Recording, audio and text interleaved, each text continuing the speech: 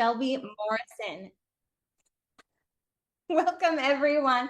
My name is Shelby Morrison. Aloha. I am the Programs and Communications Coordinator at ikahi Mediation Center. Welcome to our Finding Solutions Growing Peace Brown Bag Lunch Series. Ikahi is a nonprofit community mediation center serving East Hawaii. We were founded in 1983 as a program of the island of Hawaii's YMCA, and in 2006, we became our own independent nonprofit. We empower people to come together, to talk and to listen, to explore options, and to find their own best solutions. To achieve this mission, we offer mediation, facilitation, and trainings just like this one to strengthen the ability of diverse individuals and groups to resolve interpersonal conflicts and community issues. Our Brown Bag Lunch series is held every third Thursday at 12 noon right here on Zoom, and you have to register on Eventbrite for each one of those to get that Zoom link. As a notice of our next brown bag, which will be taking place next month on June 19th, and it will be with speaker Dr. Darlene Villano on the topic, the respect model, considering the whole person in mediation. So if you are a mediator and you'd like to brush up on your skills, this is one you don't want to miss. At the end of today's talk, we will ask you to fill out a short online survey, which helps with our grant funding for this free series. So when I put that survey link in the chat, please just take a minute to give us your thoughts. And I'll also send out that link as well as today's recording in an email. Without further ado, let me introduce our wonderful topic, cultivating peace building, building compassion and empathy in our communities. And our speaker, José Barzola, MBA, who creates social change through nonviolence and focusing on issues of belonging and connection. A higher education administrator with over 20 years of experience and success, Barzola has been an affiliate faculty teaching courses at the University of Hawaii at Manoa. For over 10 years, he has served the university, partner agencies, nonprofits, and communities in Hawaii and abroad as a professional mediator and facilitator. Take it away, Jose. Well, thank you so much for having me here today, Shelby. It's truly an honor to be in community with you all. And thank you to everyone who's joining us from near and far. One thing I really love to just get to know is if you don't mind in the chat, just putting where you're joining us from today. I'd love to see how far, near and far we're able to reach and continue at the same time to build community. I know Shelby's over in Hilo and I'm over in Manoa right now in Honolulu. But without further ado, I do have a couple slides. I was back and forth about it, but I do know that we're all different types of learners, and some of us really love visual learning. And so I have a little bit of stories, but I do encourage you to jump in and ask questions via the chat. If you want to unmute yourself, you'd rather do that. Happy to do that as well. As the work that I do, my life is pivoting. So I always welcome the opportunity to move a little slower or move a little to the left or the right or wherever I may need to be today. So with that being said, thank you all again. And I am conscientious of time as a facilitator, so I'll be keeping track of my own time today. But yeah, as mentioned, cultivating peace building, building compassion and empathy within our communities. I understand that what was stated as a description for today's event, I'll share briefly. It's something that I wrote up back in, I think, December, January. So a lot has transpired since then, locally, nationally, internationally. So I just want to start the premise with we're not here to figure out world peace within the next hour, but hopefully we can take away some skill sets, some tools to add to our toolkit, and maybe some resources where we can continue to build and grow together as we strive to at least build peace within our own local communities. So whether it's a presentation, a workshop, a class I'm teaching. I always love to start out with some community guidelines. I think it is so essential, even if you're doing a meeting. This is just a little tip for anybody out there. Um, some folks like to call them ground rules. I'm not a big fan of that terminology, so I call them community guidelines. First off, acknowledging we're trying to create a brave space here. We're trying to go a little beyond a safe space. One of my students taught me that there's no such place that's truly safe, but hopefully through getting to know each other and through conversation and storytelling, we can create a brave space where we can feel comfortable to share with each other. I encourage active listening, which you're all doing a beautiful job of that already. Sharing your voice, respecting each other, including your time and others. No side conversations, including technology. I know we're constantly multitasking, and I know if you're eating your lunch, please enjoy. Buen provecho. I encourage feedback, talk about what has worked in the past, constructive criticism, focusing on solutions, not the problems. These are my standard community guidelines that I have. Just kind of set the pace moving forward. I think it's good anytime you get a good collective group of folks together uh, and get folks to agree that we're okay with this. So if anyone wants to change anything or add on to anything here, please feel free to, chime in. I'll let you know briefly that what I really love is when, and it kind of gives you a sense of like the group you're with. So I've had times where the group has been like, oh, let's make sure to, add fun to that. We're gonna have fun today, or we're gonna we're gonna have lots of food.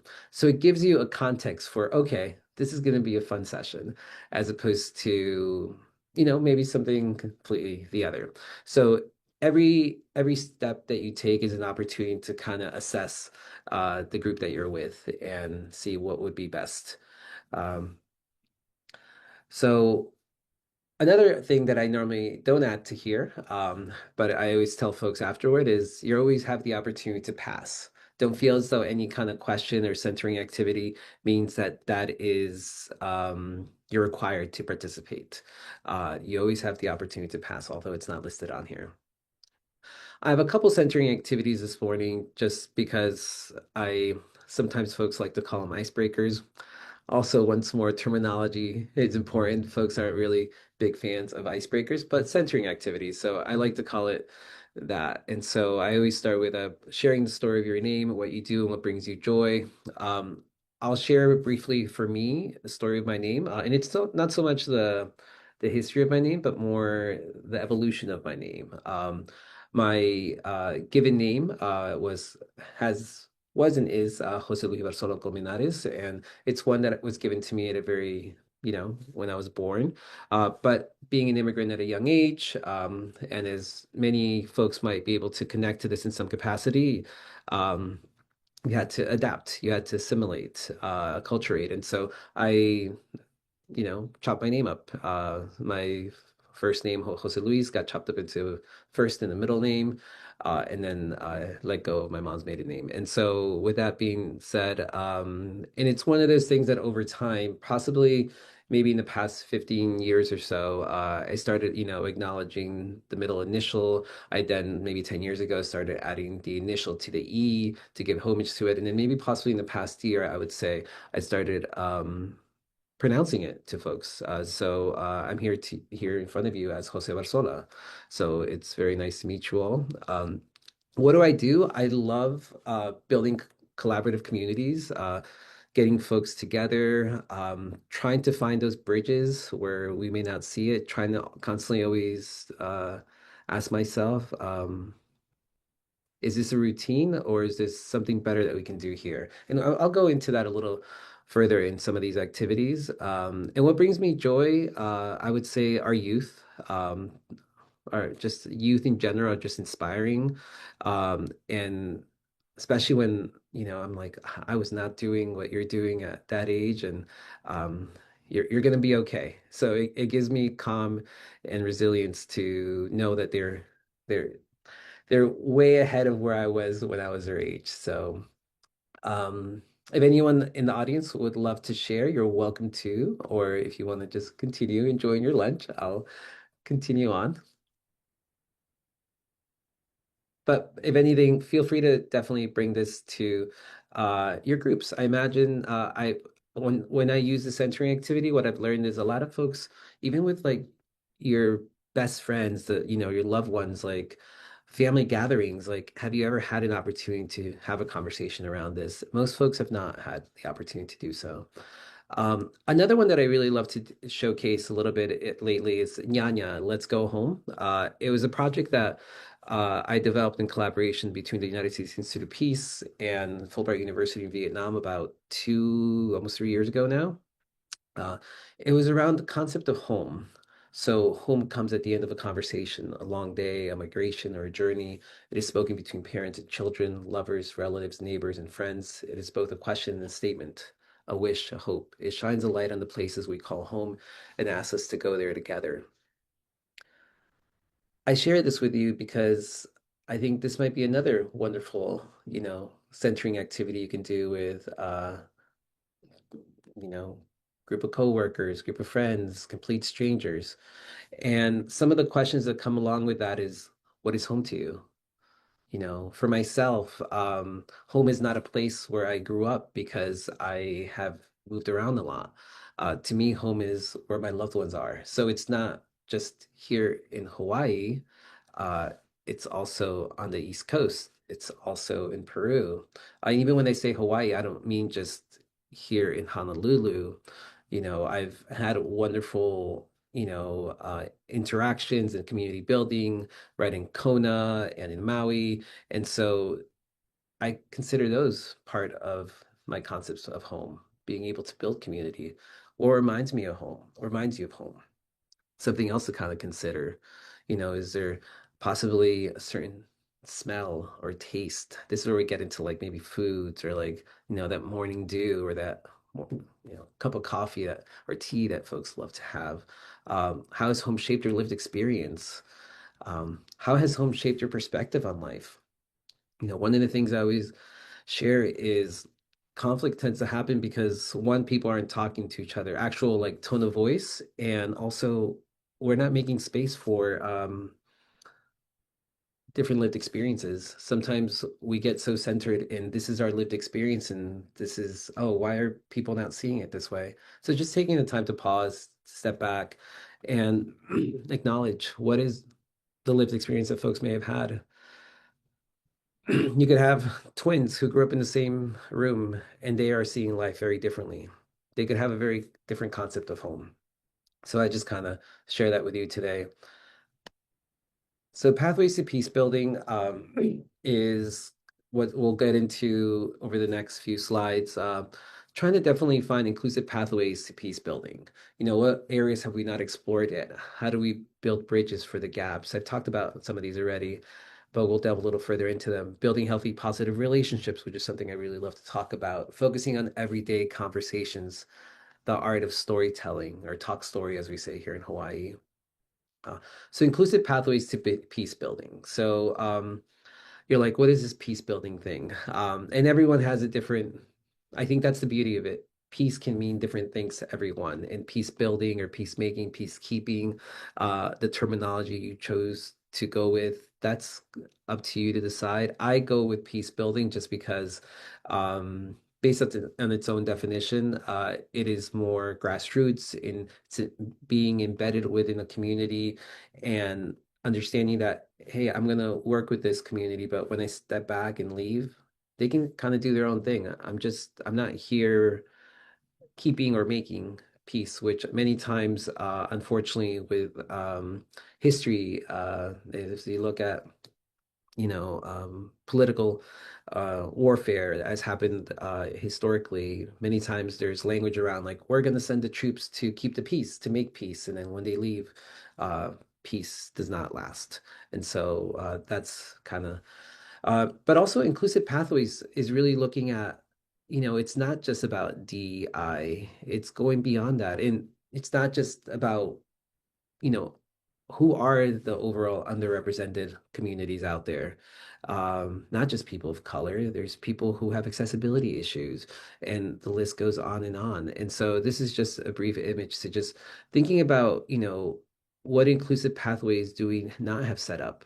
I know we do a beautiful job to provide resources to our community, but sometimes, some folks are left behind. And that's where the conversations, the everyday conversations. So a lot of these kind of intertwine with each other. What areas have we not explored yet? This is where you try to think outside the box a little, you may have heard that terminology or think differently, different perspectives once more. This is one silly example I give, and because recently it kind of came to my attention is like, when is a banana the healthiest? Does anyone know? When is it better when it's green, when it's slightly green and yellow, when it's got the black dots on it already? Um, and it's okay if you all have different answers, and that's quite okay because the answer is technically, according to this, it's good at all stages. It's just a matter of, do you want more fiber? Do you want more sugar? You know, Ideal for diabetics, or is it better for a pre-workout snack? So I provide you, I know it's a silly image, but I'm providing this to you just because this was brought to my attention a couple of weeks ago, and I was like, oh, talk about like shifting your perspective. Because we always think like, oh no, they're green, we need to wait till they're yellow, without realizing like, oh, maybe if they're green with just a little yellow, maybe we should be exploring that a little better. Uh, Taste it, if it tastes good, and or if you're looking for those types of benefits. So how do we build bridges for the gaps?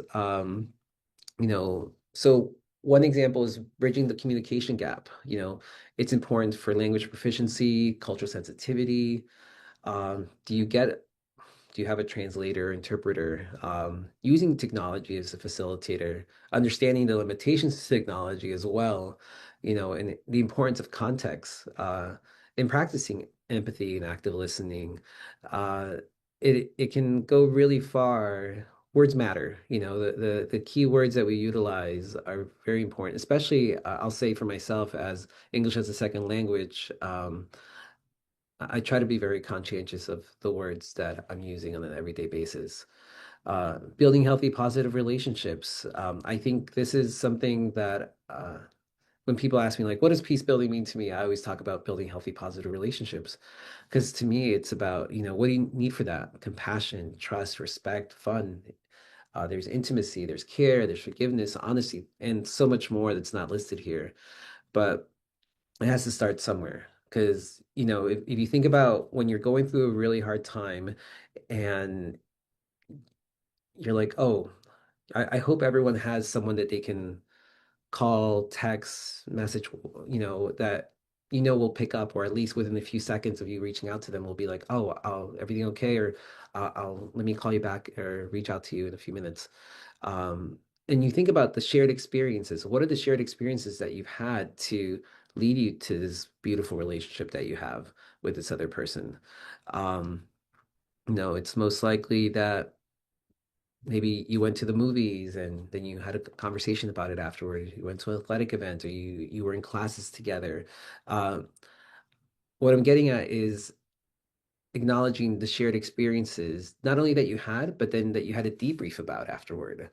And also simultaneously thinking about, what other shared experiences have I had that I haven't, a missed opportunity to build that relationship. I doubt when you go to a group meeting for your job, folks want to come together and be like, hey, let's have a conversation about what the meeting was about. Um, because I think getting folks together for a meeting is normally, what an honor to have people's time for that. And many times, what I have heard and found is that many times that there is an office meeting, it ends up being a checklist. It could have been something that could have been emailed to you and you could have just read up on. And instead utilize that time coming together to get to know each other. Use some of those centering activities to get to know the folks that you're actually spending a majority of your day with. So, focusing on everyday conversations. So, inclusive language, kind of going back to how important that is, spouse, significant other, partners, guardians, parents, caregivers. We can't assume that everyone has had a mom and dad growing up, children, um, being gender inclusive within our terminology. So there's some tips there. Also when greeting others, Thanks, friends. Good morning, folks. Hi, everyone. And for you, it probably getting away. I know one of the biggest pet peeves is like the terminology, like guys. People just use it as like everyday vernacular, but people notice, and you never know who's in the audience. You may have just lost your audience before you even got into, some really good information because you use some terminology that shut down the conversation already. So just be mindful of language. That's kind of what I'm getting at. And if you don't know how best to address someone, just ask. It's always okay to ask.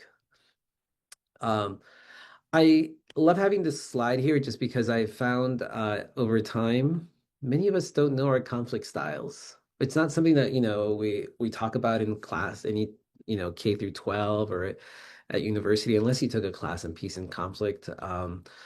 And so as you look at these five different styles, there might be some that are you're like, oh, I'm a little bit more connected to this one than the other one, or oh, I know some people that do this. But really, the best way to read this is if relationships are really important and the goal that you're trying to achieve is really important, you want to try to explore collaboration.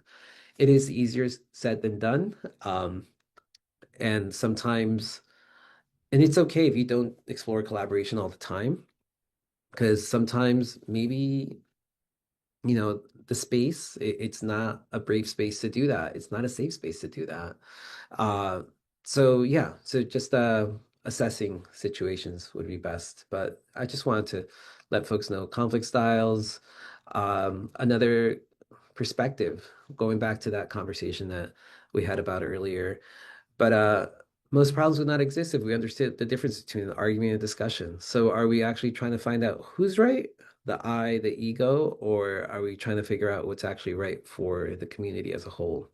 And I think if we can lean more toward what is actually right for everyone, now we can actually have a conversation. Because otherwise, we're you know, just seeing one perspective, basically. Maybe just seeing the boats, or maybe just seeing the bridge above it. Active listening, you're all doing a beautiful job with that already. So I, there's a slide, and just being an active listener and all the importance of that, and understanding also the cultural context of that, because making eye contact is not okay. In some cultures, it is a bit disrespectful. So just being aware of the space and the context that you're in. I love having this slide on here just because how do we cope? How do we take care of ourselves? And it's intentionally not written out as like, oh, be in a group with people or cry or go through emotions, because it's open to interpretation. But I think some of the important things for to just let folks know is that there are 24/7 hotline numbers if you are truly in crisis and need to talk to someone, someone to listen, and then there's a plethora of other ways to cope. Um, yeah, so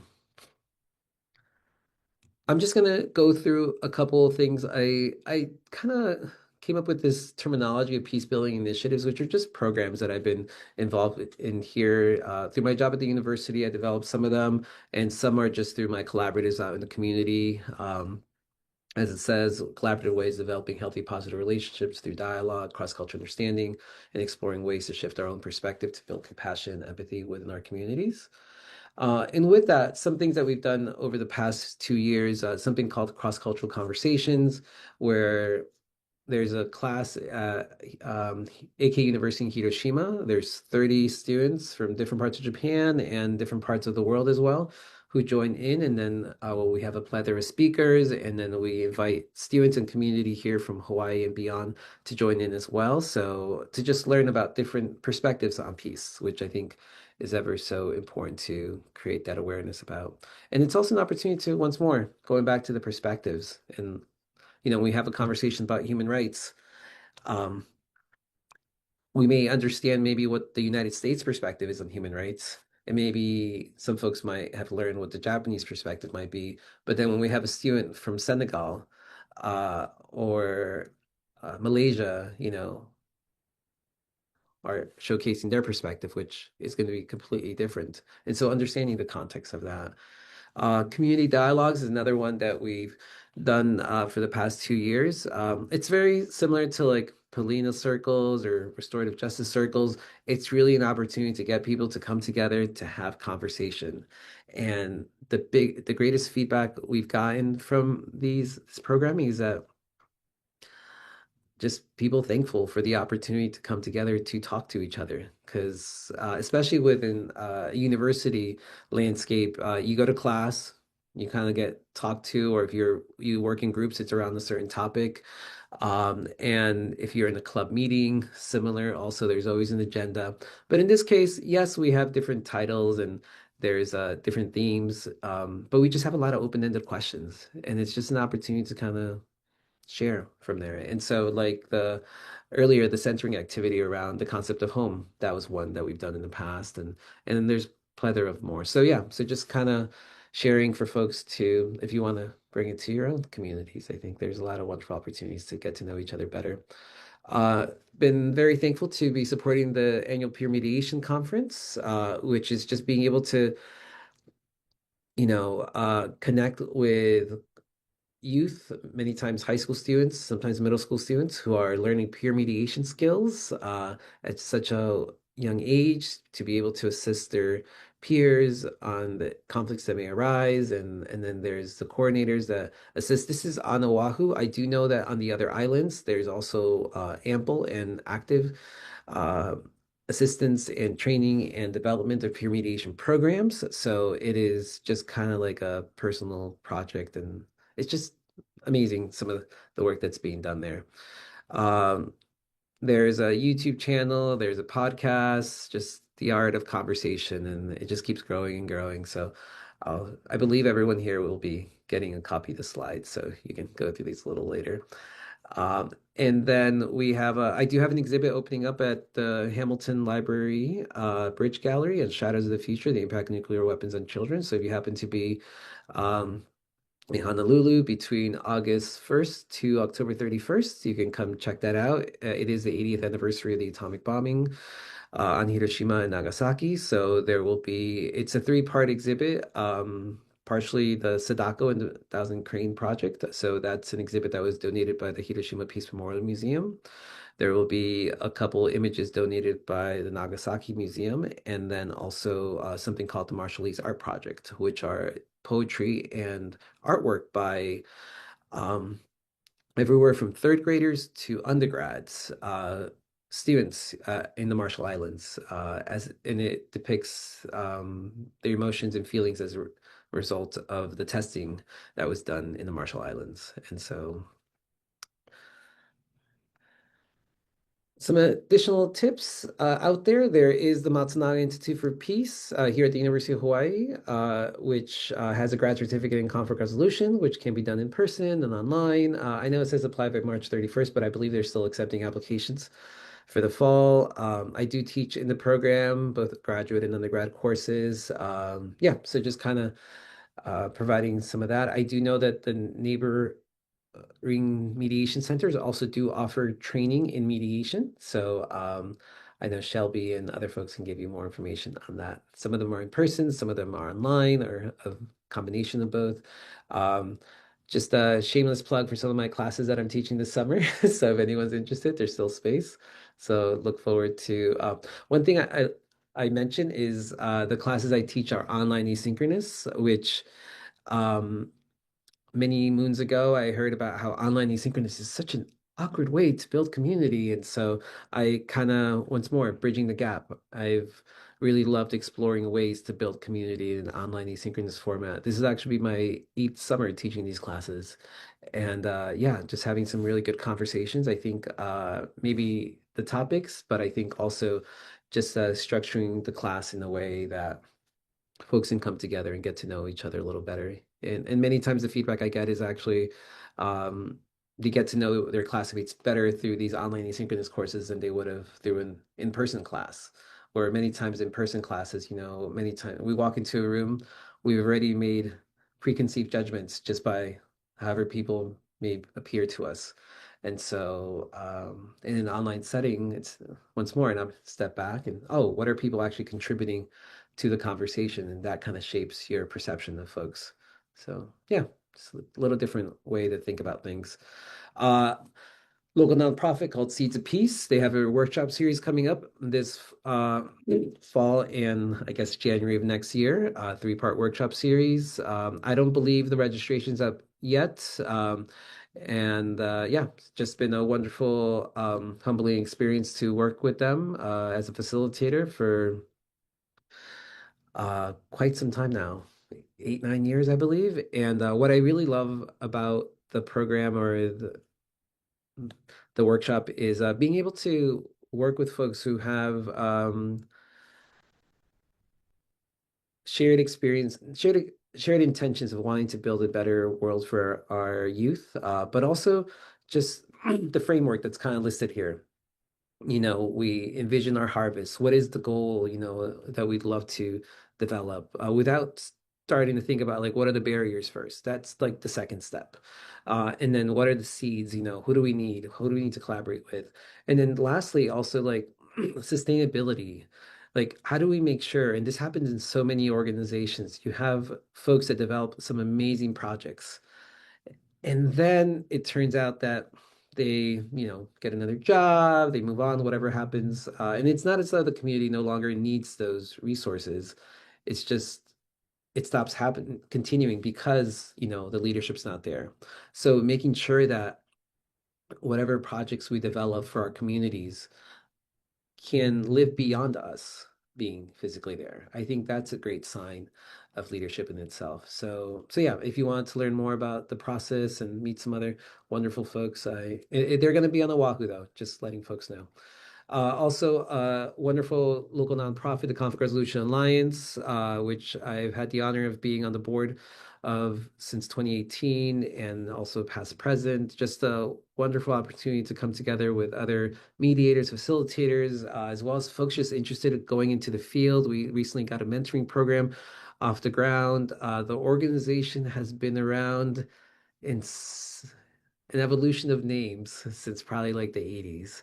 But yeah, it's just for folks who are mediators or facilitators and have not connected, you have probably found the field can be a very lonely experience. And so this is an opportunity to kind of come together with community. And yeah, so I share a little bit about them. I also happen to have the honor of being on the board for the Maui Historical Society, or Hale Ike at the Bailey House. And this has just been, once more, one of those opportunities where I connected with some folks in Maui and have collaborated with them. And then they reached out about this opportunity, and I saw it as uh, even though I don't live on Maui, I see it as a beautiful opportunity to get to know the community further and get to truly see what are the issues impacting them. And if I have some resources or if I can provide assistance, that's what I do. So yeah, just finding ways. Once more, I talked about the Nyanya project earlier on with the centering activity. Another one we did the following year was a Viet dialogue, similar to community dialogues, talking about, within the Vietnamese community specifically. And then, yeah, so just some concluding thoughts. I think it's important to not only, I talked about building relationships to bridge the gap, leading to discomfort, but also just practicing gratitude and reflection along our path. I think whether I find a new job, whether move somewhere, it's always great to just, any achievement that you reach, just reflecting upon how did you get there? Who was the village that kind of uplifted you? And connecting with that village, I think, is ever so important. So I just kind of went through these. So I'm going to stop sharing now and look forward to getting to know the community that's here with us today a little further. Thank you. Thank you, Jose. All right, it looks like we're opening it up a little bit. So let's widen this discussion. We're here to talk about peace building in our community. So if you have thoughts, ideas, questions, if you want to join us in this conversation, please, we welcome you to either raise your hand, or if you want to pop in, feel free to unmute yourself. Feel free to join us on the chat as well. And Jose, you can always give them like if there's like a specific thing you want from them, like a specific idea or a question that we're trying to.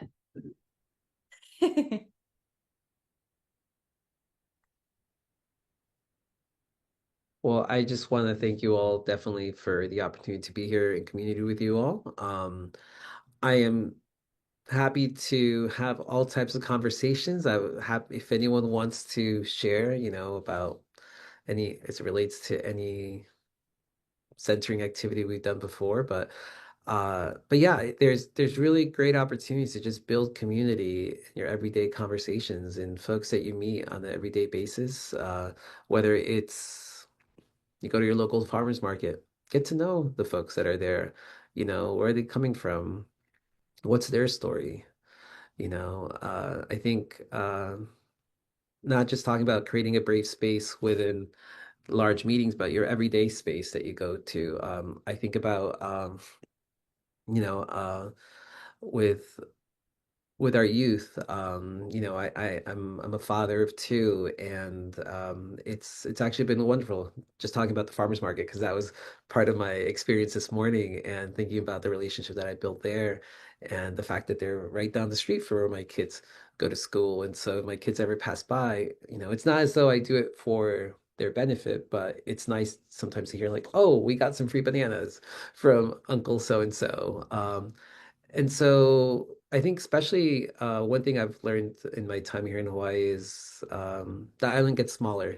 Islands get smaller the longer you're here. There's more of an opportunity to realize how it's less than a degree of separation for most folks that are here today. So everyone's so shy. Oh, hand up. Yes, please go right ahead, Natalie. Jose, thank you so. That was a brilliant presentation. You shared so many wonderful things. I can't remember. I have to reflect back on them, and I look forward to the slides. And I'm sorry that I have my camera off. It's 8:30 a.m. in Australia, so I haven't even had breakfast yet. But um, I especially loved the exercise, the very first question you asked. And as I wanted to share, but it also made me reflect so much. My name being Natalie sounds very English, but I was actually born in Palestine, in Jerusalem, and my father chose my name because I was born at Christmas time, so I was going in and out of. Apparently, my mum reminds me every year, you you took me to the French hospital on the 24th, and then we were back home again. Then you took me again on the 25th, and we're back again. Anyway, I eventually came out on the 27th. So Natalie meaning child of Christmas. But the thing is, if you had asked me this question 40 years ago, 30 years ago, 20 years ago, 10 years ago, when we had been in Australia, we immigrated here 40 years ago, I probably wouldn't have shared the answer because growing up as a Palestinian and then immigrating into Australia, it was very difficult. It's sadly, only in the last year and a half that I have actually felt more comfortable to share some of my story, my background. And a lot of it came because my children also would confront me and ask, why do I not talk about it? So peace building and the idea of peace is very close to my heart. But I especially love that question because I think it's such a lovely way to help people to connect with one another, feel special, feel important, because I'd like to think that everybody's name has a meaning and meaning for themselves, not just literal meaning, but for them, a special meaning. So that was just beautiful way to start. So thank you. And I just love your work. I think, we met a few years ago and I'd love to know more. And I thank you so much for that information you shared. It's just brilliant. Thank you, Natalie. I appreciate your kind words and I look forward to connect. I think we've been trying to connect for quite some time Yes, now. we So have and we will. And yes, we yes, will. We yes. will. Yeah, thank you. Thank you. And thank you for being up so early. I appreciate you.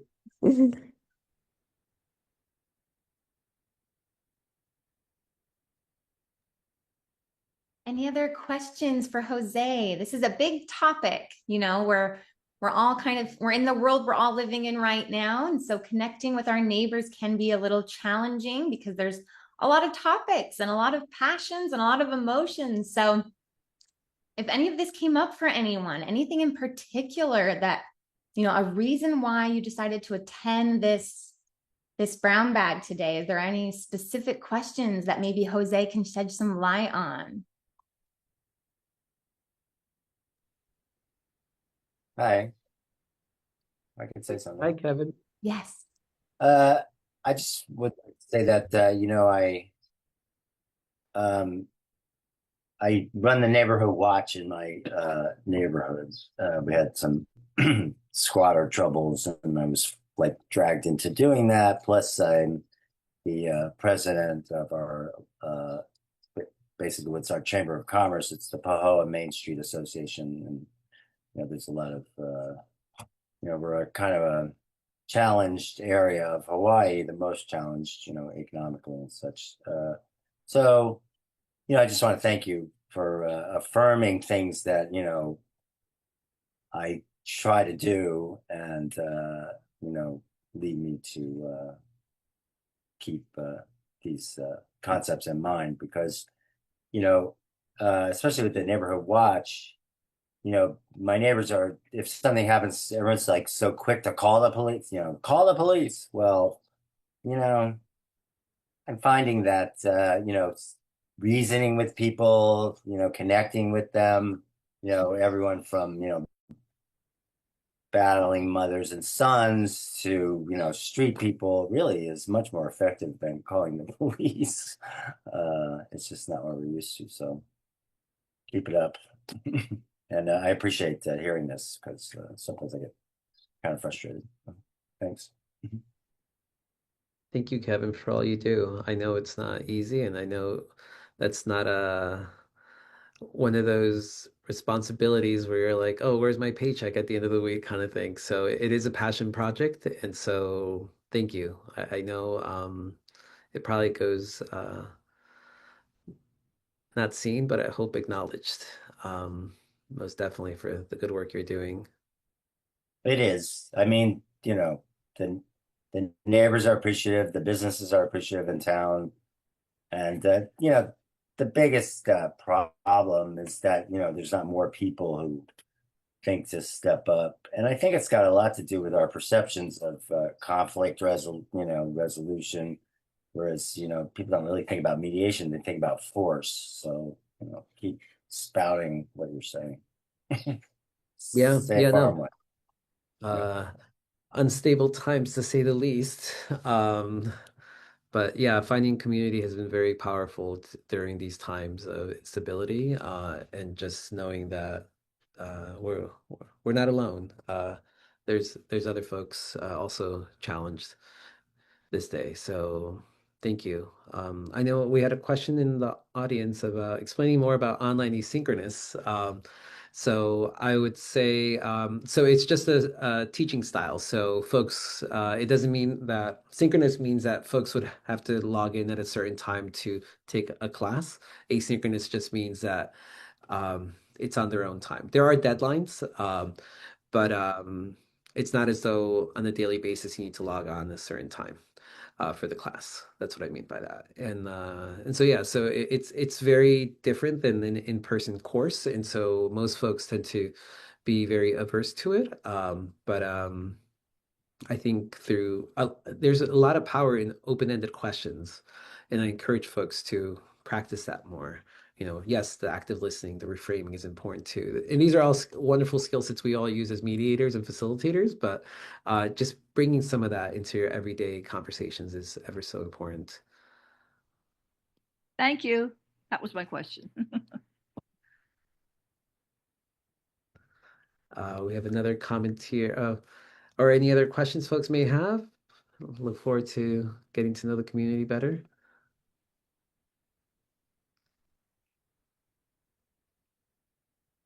Someone talked about the importance of peace building, but also becoming very intentional about seeking community to not just survive, but to thrive in these times. Local coffee shop has become a second home. Yeah, yeah. definitely. Finding spaces where you can connect with folks is so essential, to just have those conversations. I would say the majority of conflicts that come to me are when folks are not actually talking to each other. Um, Someone shows me an email or a text chat chain, and I'm like, well, I'm like, have you tried actually calling the person?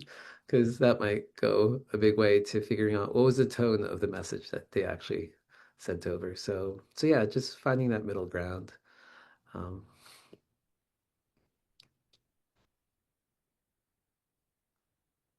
Okay, Jose, I have a question. So, I'm fully in agreement. I think compassion and empathy are really that's the way to connect with people, right? I mean, you just put yourself in someone else's shoes and instantly your perspective can really drastically change. And so as we've mentioned, we're kind of coming into we're kind of in a divided time right now, and empathy and compassion are, I mean, they've always been needed, but now more than ever, when there seems to be this competitiveness, so what would you say would be, um, maybe your number one tip for putting yourself, pulling yourself out of competition or needing to be right or needing your opinion to be the one the other person believes, and what would you suggest for going immediately into empathy and compassion so that those conversations that you do want to initiate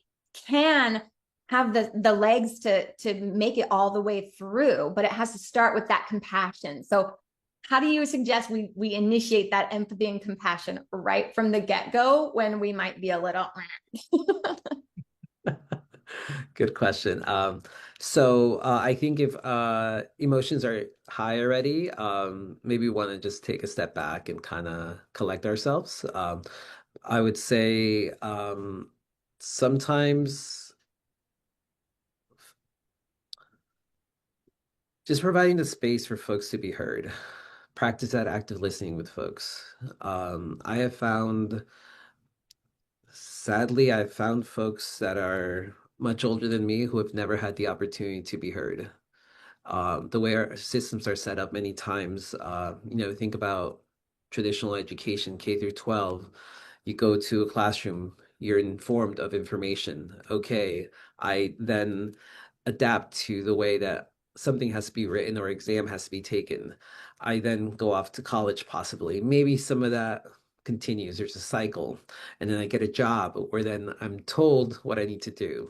So there's a cycle of me constantly being told of what to do. Rarely have I been asked for my opinion on something. And so, yeah, just providing that space for folks to be able to have that, I think, is so essential. Um, Sometimes you can, best way to show compassion and empathy is by doing that exactly. Just getting to know folks, even if sometimes it might start simple, like, talking about the weather, that kind of stuff. Or I always just try to, like, folks go into an elevator. Everyone's always awkward in the elevator looking at their phones, like, I I always like to mention, like, oh, because most elevators don't have music, and I'm like, they do in the movies. Uh, but I sometimes just use that as like a form to like break the ice. I'm like, oh, wouldn't it be great if we had some music? What kind of songs do you think they'd be playing or something like that? Just adding some humor into everyday life. So yeah. I think it takes time, definitely building those relationships. But I think in the long run, I found it, and I wouldn't say you should be like building relationships to like get something out of it in the long run. I'm not saying that. I think just for the everyday goodness of your soul, I think, to build community. But I see Robert has his hand up, and he's been waiting patiently. Robert, you there? Oh, I think we lost. Oh, he's muted right now.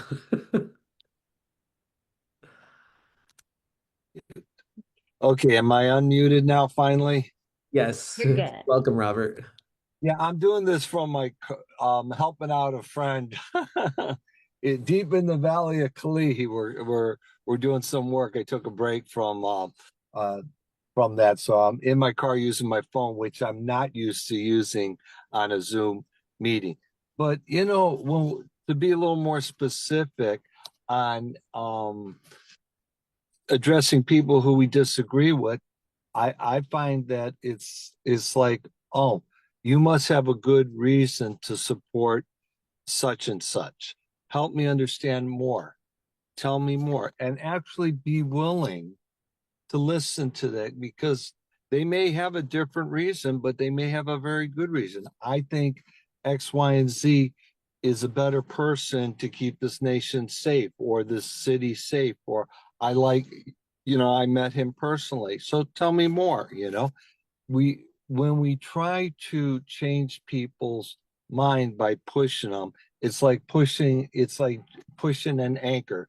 The more you pull it, the deeper it goes. So if you push people, you're never going to get the results. But if you allow them, and with empathy, active listening, reframing, labeling, all of those tools that are taught in good mediation trainings, that they'll open up, and they may never change their mind, but at least they'll become a little less firm in their beliefs many times, that they're willing to open up. So, and I know that you're familiar with this, Jose. We talk about this a lot, but those tools, to be specific, is to actually engage them.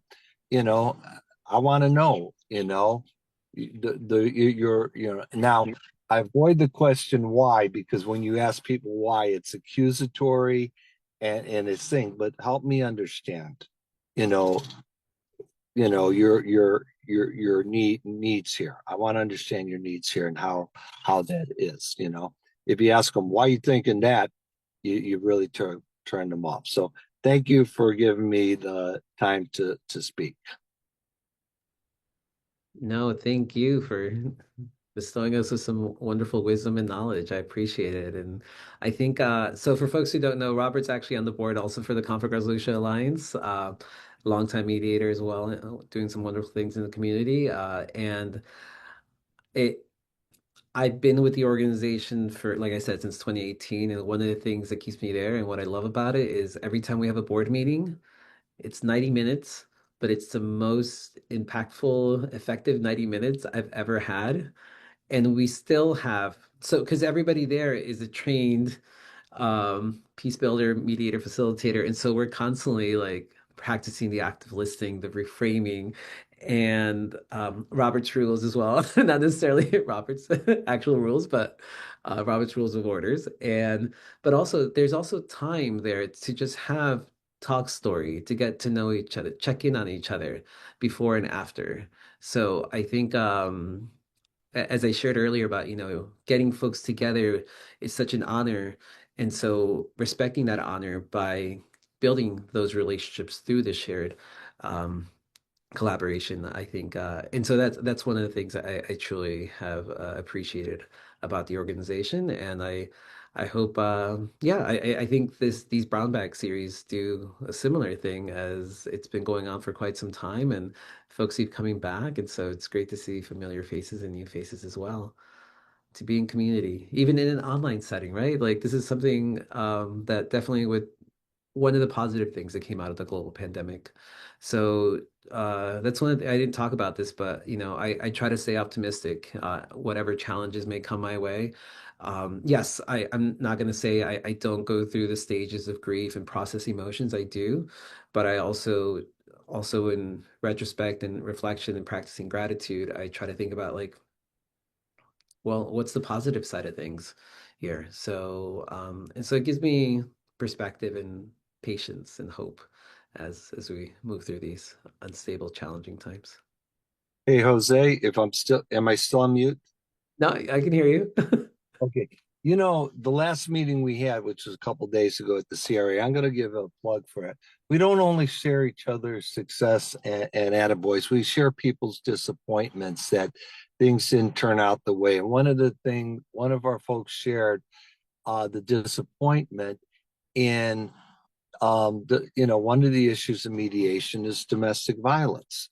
and they didn't feel like the new guidelines addressed it as well as they could have, but they felt like the product was good enough, but they wish it was better. So we try to work with each other to find ways forward, even when we're not.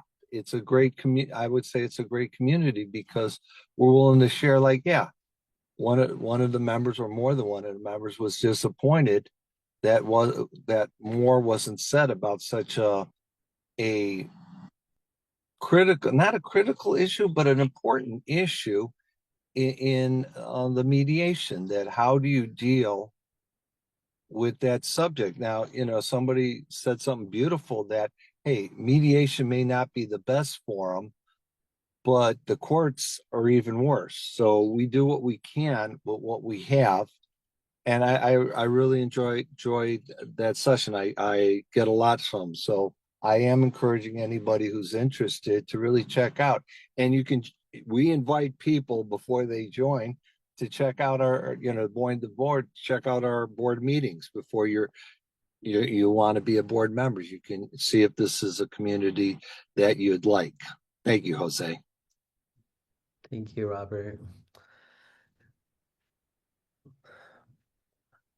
All right, how are we feeling? I think we might be ready to wrap up. This was a wonderful, wonderful session. I hope everyone learned a little bit they can take away today about peace building in your community. There's so much happening on this island, and we may be small, but we are very powerful. So if any of the places that Jose mentioned, any of the courses or membership programs or anything that you can get involved in, if that sounds interesting, feel free to reach out to Jose to learn more, because the more people are involved, the better these little community networks can really be. So thank you so much, Jose, for joining us and for sharing all of this information. Thank you to everyone who chose to attend. As a reminder, please just take a few minutes to fill out our short online survey, which greatly helps funding for these free series. And you can find that in the chat. I will also be sending out tomorrow a recording of today's session, as well as the PDF slides and a link to that survey.